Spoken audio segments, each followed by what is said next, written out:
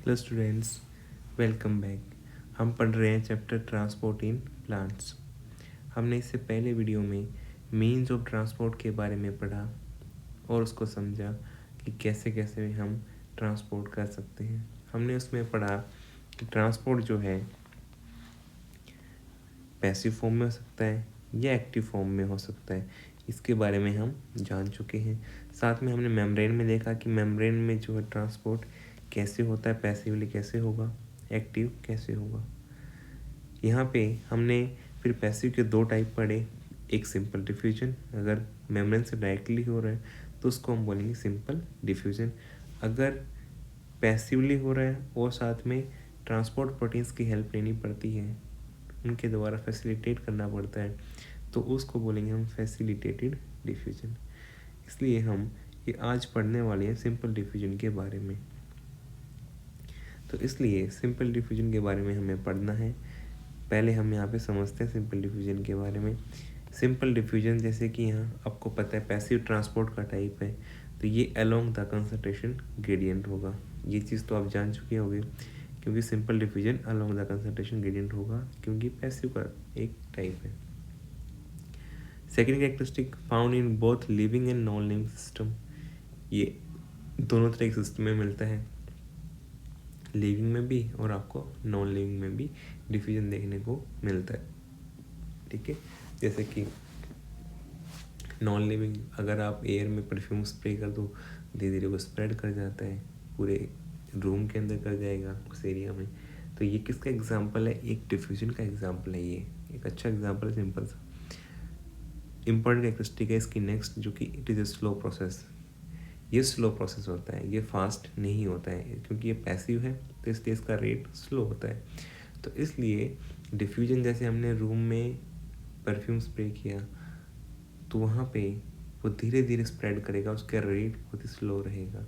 तो इसकी कैरेक्टरिस्टिक ये है कि याद रखना कि ये स्लो प्रोसेस है सिंपल डिफ्यूजन, ये फास्ट नहीं है। अब देखो यहाँ पे नेक्स्ट जो है, ध्यान से देखो, मैंने एक डायग्राम लिया है जिसमें मैंने ब्लू कलर पार्टिकल्स लिए हैं।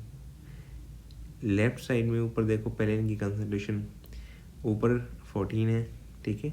फिर राइट साइड में देखेंगे तो वहाँ पे 6 है, तो यहाँ पे कंसंट्रेशन ग्रेडियंट जो है 8 मोलिक्यूल्स का है। अब ये दोनों यहाँ पे डिफ्यूज़ कर सकते हैं, लेफ्ट साइड वाले भी डिफ्यूज़ कर सकते हैं और राइट साइड वाले भी, मगर लेफ्ट साइड में ज़्यादा है तो उनकी डिफ्यूज़न प्रेशर ज़्यादा होगा, डिफ्यूजन प्रेशर ज़्यादा होगा, क्योंकि मॉलिक्यूल्स रैंडम मौसम जो होता है उसी के अंदर रहते हैं, वो फिक्स नहीं रहते, एक दूसरे के साथ में कोलाइड होते रहते हैं। और मॉलिक्यूल का नंबर पर्टिकुलर एरिया में अगर ज़्यादा होगा तो वो ज़्यादा रैंडम मोशन करेंगे, ज़्यादा एक दूसरे के साथ में वो वहाँ पे डिफ्यूज़ करेंगे।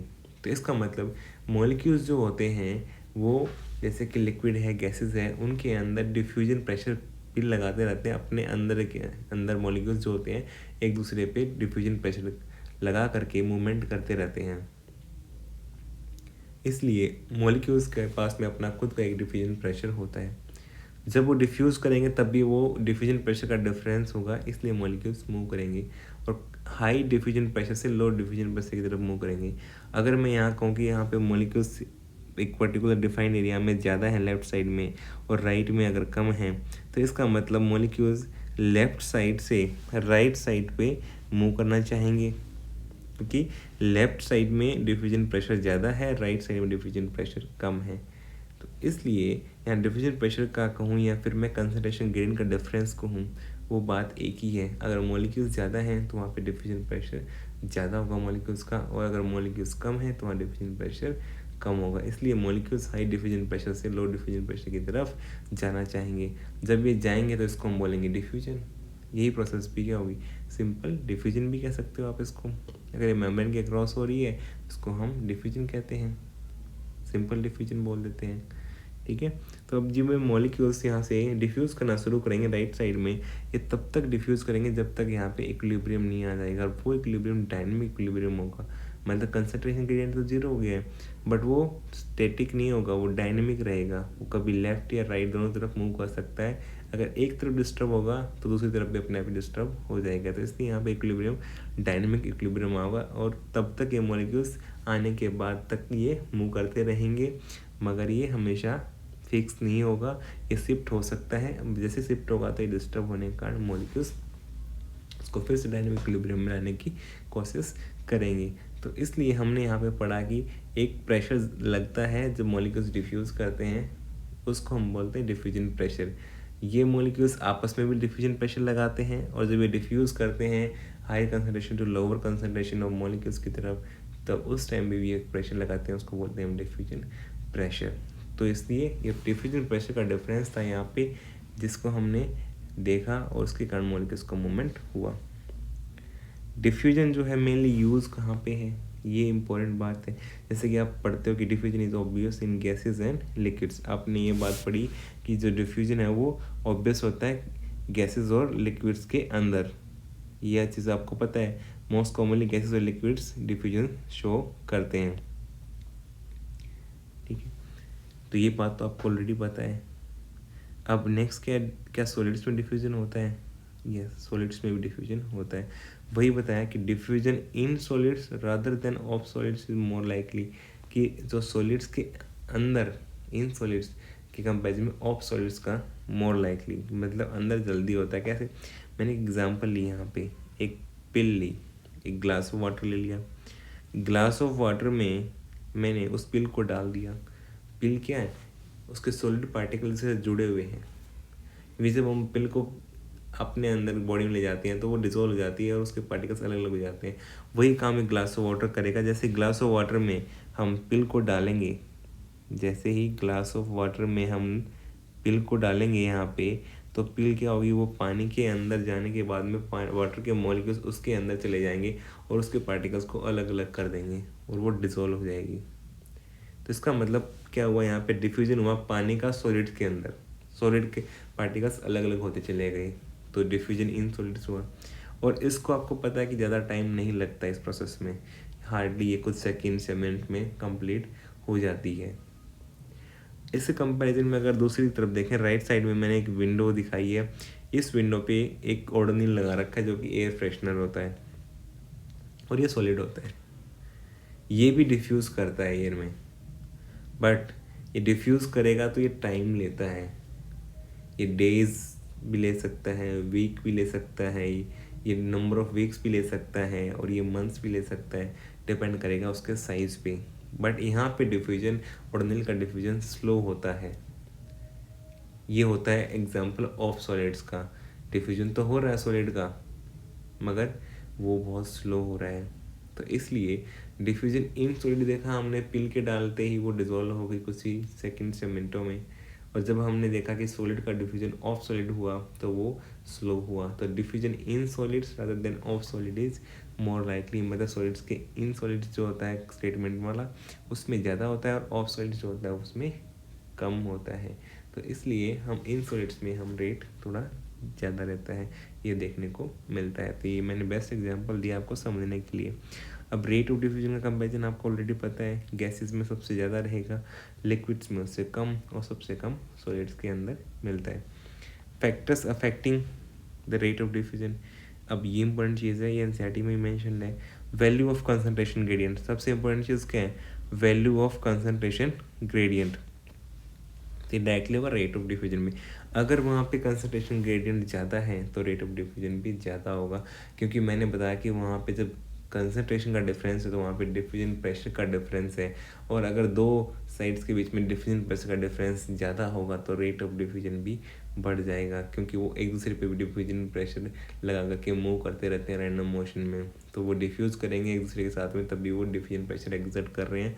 इसलिए वो दोनों के डिफरेंस का एक वहाँ पे ग्रेडियंट बन जाएगा, और वही रेट ऑफ डिफ्यूजन को डिफाइन करेगा। इसलिए इसके साथ में हम कह सकते हैं ग्रेडियंट के बढ़ने से रेट ऑफ डिफ्यूजन बढ़ता है। देन परमिएबिलिटी ऑफ मेम्ब्रेन, अगर मेम्ब्रेन की परमिएबिलिटी बढ़ती है तो उससे भी रेट ऑफ डिफ्यूजन में इंप्रूवमेंट आता है, और डायरेक्टली प्रोपोर्शनल इसलिए वेरी करता है परमिएबिलिटी के बेसिस पे भी रेट ऑफ डिफ्यूजन। टेम्परेचर बढ़ाओगे, अब मैंने बताया कि जैसे मॉलिक्यूल्स खुद रैंडम मोशन में रहते हैं, रैंडम मोशन में इसका मतलब मॉलिक्यूल्स एक दूसरे प्रेशर लगा रहे हैं। अगर वहाँ पे आप टेम्परेचर बढ़ाते हो तो मॉलिक्यूल्स का रैंडम मोशन बढ़ जाएगा। अगर रैंडम मोशन बढ़ेगा तो वहाँ का डिफ्यूजन प्रेशर भी बढ़ जाएगा। तो डिफ्यूजन प्रेशर बढ़ेगा तो इसका मतलब रेट ऑफ डिफ्यूजन भी बढ़ जाएगा, क्योंकि डायरेक्टली प्रोपोर्शनल हो जाएगा रेट ऑफ डिफ्यूजन के साथ में टेम्परेचर का इफेक्ट। तो इसलिए टेम्परेचर बढ़ाने से वहाँ पे रैंडम मोशन बढ़ता है, फ्री एनर्जी बढ़ती है मॉलिक्यूल्स की, और उसके कारण वहाँ पे डिफ्यूजन प्रेशर बढ़ता है और इसके कारण रेट ऑफ डिफ्यूजन भी बढ़ जाएगा। फिर हम प्रेशर है फोर्थ फैक्टर। प्रेशर में देखो, प्रेशर बढ़ा रहे हैं, अगर पर्टिकुलर फिक्स्ड एरिया है और उसमें हम एक्सटर्नल प्रेशर लगा देंगे तो अब क्या करेंगे, जो मॉलिक्यूल्स की डिस्टेंस थी वो उससे कम हो जाएगी, क्योंकि हमने प्रेशर लगा दिया एक्सटर्नल। अब डिस्टेंस कम होगी तो मॉलिक्यूल्स जो रैंडम मोशन में थे, अब उनके बीच की डिस्टेंस कम हो रही है, तो वो जल्दी जल्दी एक दूसरे से टकराएंगे। जब टकराएंगे तो उनके डिफ्यूज़ करने की पावर बढ़ जाएगी। जब डिफ्यूज़ करने की पावर बढ़ेगी तो rate of diffusion automatically increase हो जाएगा। ये चीज़ आप पढ़ते हो कि एरिया कम होता है तो एनर्जी बढ़ती है, क्योंकि हमने एक्सटर्नल प्रेशर लगा करके उसको एक्सटर्नल एनर्जी दे दी, और वो एनर्जी किस फॉर्म में मिलेगी उसको, रैंडम मोशन की फॉर्म में। वो डिफ्यूज़ करने की पावर, क्योंकि डिस्टेंस कम होगी, टाइम ऑफ डिफ्यूजन कम हो गया, तो इसलिए वहाँ पे हमने प्रेशर लगा करके एक्सटर्नल प्रेशर की हेल्प से उसको एक्सटर्नली हमने डिफ्यूजन प्रेशर उसका बढ़ा दिया। तो डिफ्यूजन प्रेशर बढ़ता है तो रेट ऑफ डिफ्यूजन भी बढ़ जाएगा। तो इसलिए ये भी डायरेक्टली प्रोपोर्शनल होता है प्रेशर रेट ऑफ डिफ्यूजन के। अब इसकी सिग्निफिकेंस क्या है, ये इंपॉर्टेंट है। देखो, सिग्निफिकेंस में इंपॉर्टेंट चीज़ है कि exchange of gases in plants, ये मोस्ट कॉमन प्रोसेस है जो कि होती है प्लांट्स में। जो एक्सचेंज ऑफ गैसेज होता है with in the plant body, वो किस कारण होता है, डिफ्यूजन उसके लिए बेसिस होता है। तो डिफ्यूजन के कारण ही वो होता है, और साथ में आपको पता है कि वाटर के मूवमेंट में भी ये हेल्प करेगा ही सही। तो ये तो था हमें समझने वाला पार्ट। अब देखते हैं कि एनसीईआरटी में इसके बारे में क्या लिखा है, वो उस पार्ट को हम कवर करते हैं। देखो यहाँ पे आ जाओ, डिफ्यूजन, सिंपल डिफ्यूजन पढ़ेंगे पहले। Okay, movement by diffusion is passive and may be from one part of the cell to the other or from cell to cell or over short distances, say from the intercellular space of the leaf to the outside। देखो, moment of diffusion क्या passive होता है, ये हमें पता है कि ये पैसिव ट्रांसपोर्ट का एक टाइप है। May from one part of cell to the other, एक पार्ट ऑफ सेल से विद इन द सेल भी हो सकता है, दूसरे पार्ट में जाना, वो भी डिफ्यूजन के थ्रू होता है। सेल टू सेल, एक सेल से दूसरी सेल में, तो इंटरसेलुलर ट्रांसपोर्ट होगा, वो भी कैसा होगा, वो डिफ्यूजन से हो सकता है। और ओवर शॉर्ट डिस्टेंसेस से from the intercellular spaces of the leaf to the outside, जैसे लीफ के अंदर से पानी का बाहर जाना ट्रांसमिशन के थ्रू, वो भी एक तरह का जो है डिफ्यूजन ही होता है। इसलिए ट्रांसमिशन के द्वारा पानी का लॉस हो जाता है, लीफ के अंदर से बाहर चला जाता है। No energy expenditure takes place, यहाँ पे किसी भी एनर्जी की रिक्वायरमेंट नहीं है, क्योंकि आपको पता है ये पैसिव ट्रांसपोर्ट, और पैसिव ट्रांसपोर्ट में एनर्जी की रिक्वायरमेंट नहीं होती है, क्योंकि ये अलोंग द कंसंट्रेशन ग्रेडियंट चलता है, तो इसलिए हम इसको डाउनहिल ट्रांसपोर्ट भी बोलते हैं। इन diffusion molecules move in a random fashion and the net result being substances moving from regions of high concentration to regions of lower concentration। इसलिए यहाँ पे ये हाई कंसनट्रेशन लो कंसनट्रेशन की तरफ मूव करता है और मॉलिक्यूल्स कंटिन्यूसली रैंडम फैशन में रहते हैं।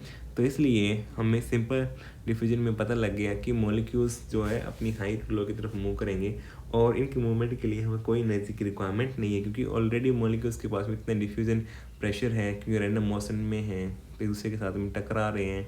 तो इसलिए मॉलिक्यूल्स जो है वो टकराने की वजह से ही अपनी हाई डिफ्यूजन प्रेशर से लो डिफ्यूजन प्रेशर की तरफ जाते हैं, फिर अपनी high concentration to low concentration की तरफ जाते हैं। Diffusion is a slow process. फिर नेक्स्ट बताया कि ये मैंने बताया था कि ये स्लो प्रोसेस है, is not dependent on living system, क्योंकि ये दोनों कैरेक्टरिस्टिक लिविंग में भी है और ये नॉन लिविंग में भी मिलती है। और इंपॉर्टेंट कैरेक्टरिस्टिक एक है, it is a slow process, ये स्लो होती है, ये फास्ट नहीं होती। Diffusion is obvious in gases and liquids, but diffusion in solids is more likely rather than of solids। ये भी बताया था मैंने कि गैसेस और लिक्विड्स में मिलता है, और diffusion in solids is more likely rather than of solids, क्योंकि जब हम पिल को डिजोल्व करेंगे तो उनके अंदर जो है सॉलिड के पार्टिकल्स दूर दूर हो जाएंगे पानी के अंदर आने की वजह से, और पानी के पार्टिकल अंदर घुसते जाएंगे और पिल्स के पार्टिकल दूर दूर हो जाएंगे और वो डिजोल्व हो जाएगी। और जॉर्डन हिल का जो डिफ्यूजन था वो एयर के अंदर, वो भी ऑफ सॉलिड्स है, वो सॉलिड्स का डिफ्यूजन हो रहा है बट वो स्लो रेट पे हो रहा है। Diffusion is very important to plants since it is the only means of gases movement within the plant body. इसका मतलब कह रहा है कि जो गैसेस मूवमेंट होता है with in the plant body केवल इसी के द्वारा ही होता है, सिंपल डिफ्यूजन के द्वारा। तो इसलिए ये बहुत ही इंपॉर्टेंट प्रोसेस है। Diffusion rates are affected by the gradient of concentration. तो फैक्टर्स अफेक्टिंग में हमने पढ़ा कि वहाँ पे एक इम्पोर्टेंट फैक्टर क्या है, ग्रेडियंट ऑफ कंसंट्रेशन, जिसके डायरेक्टली प्रोपोर्शनल होता है रेट ऑफ डिफ्यूजन। अगर ग्रेडियंट ज़्यादा होगा तो रेट ऑफ डिफ्यूजन ज़्यादा होता है, ये हमने ऑलरेडी डिस्कस कर लिया है। Next, the permeability of membrane. Next point हमने पढ़ा था कि permeability of membrane separating them, जो मेम्ब्रेन होती है उनके बीच में उसका भी इफेक्ट होता है। अगर परमेबिलिटी बढ़ती है, इंक्रीज होती है, तो rate of diffusion directly increase हो जाएगा, और अगर कम होती है तो रेट ऑफ डिफ्यूजन भी कम हो जाएगा। तो इसलिए rate of diffusion permeability of membrane जो सेपरेट करती है उसके डायरेक्टली प्रोपोर्शनल होता है। टेम्परेचर का इफेक्ट पड़ा था हमने कि टेम्परेचर बढ़ाएंगे तो वहाँ पे मॉलिक्यूल्स का रैंडम मोशन बढ़ जाएगा, उनकी डिफ्यूज़ करने की पावर बढ़ जाएगी, तो इसलिए रेट ऑफ डिफ्यूजन भी बढ़ जाएगा, उसके इंक्रीज होने के चांसेस हैं। साथ में अगर प्रेशर हम लगाते हैं, प्रेशर लगा करके हम क्या कर रहे हैं, हम उसकी फ्री एनर्जी को बढ़ा रहे हैं, उसकी डिफ्यूजन पावर को बढ़ा रहे हैं, क्योंकि डिस्टेंस जब कम कर देंगे मॉलिक्यूल्स के बीच में तो डिस्टेंस कम होने की वजह से टाइम ऑफ डिफ्यूजन कम हो जाएगा। अब टाइम ऑफ डिफ्यूजन कम हो जाएगा, मॉलिक्यूल्स की डिफ्यूज़ करने की पावर जल्दी जल्दी बढ़ने लगेगी, और मॉलिक्यूल्स जल्दी जल्दी टकराएंगे तो उनके पास ज़्यादा डिफ्यूजन प्रेशर आ जाएगा, ज़्यादा फ्री एनर्जी आ जाएगी एक दूसरे के साथ में टकराने की, तो इसलिए वहाँ पर रेट ऑफ डिफ्यूजन भी बढ़ जाएगा। तो ये डायरेक्टली प्रोपोर्शनल होता है प्रेशर जो रेट ऑफ डिफ्यूजन के। तो इसलिए हम कह सकते हैं कि डिफरेंट फैक्टर्स हैं जो कि रेट ऑफ डिफ्यूजन को इफेक्ट कर सकते हैं। ये हमने पढ़ा आज सिंपल डिफ्यूजन के बारे में। इस वीडियो में हम इतना ही पढ़ते हैं। हम नेक्स्ट वीडियो में फैसिलिटेटेड डिफ्यूजन को डिटेल में डिस्कस करेंगे, समझेंगे, और फिर एनसीईआरटी में जो होगा उस चीज़ को हम पढ़ेंगे।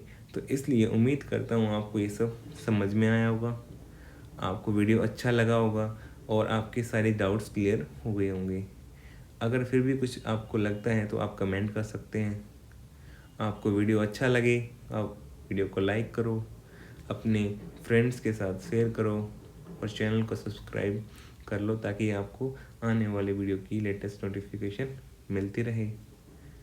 उम्मीद कर रहा हूँ कि आपको ये सब कंटिन्यूस स्टडी करने में हेल्प करेगा, और आपके नीट के एग्ज़ाम में आपको प्रिपरेशन करने में बहुत हेल्प करेगा, क्योंकि आपको पता है कि नीट के एग्ज़ाम में आजकल कंपटीशन बढ़ने के कारण हर एक सब्जेक्ट की हर एक टॉपिक का रोल इम्पोर्टेंट हो गया है। तो आप कंटिन्यूसली हर एक टॉपिक को अच्छे तरीके से कवर करते जाइए, और हर टॉपिक को इम्पोर्टेंट समझिए, हर एक टॉपिक से क्वेश्चंस आते हैं। तो उम्मीद कर रहा हूँ आपको ये सब समझ में आ रहा होगा। Thank you for watching this video. See you next time.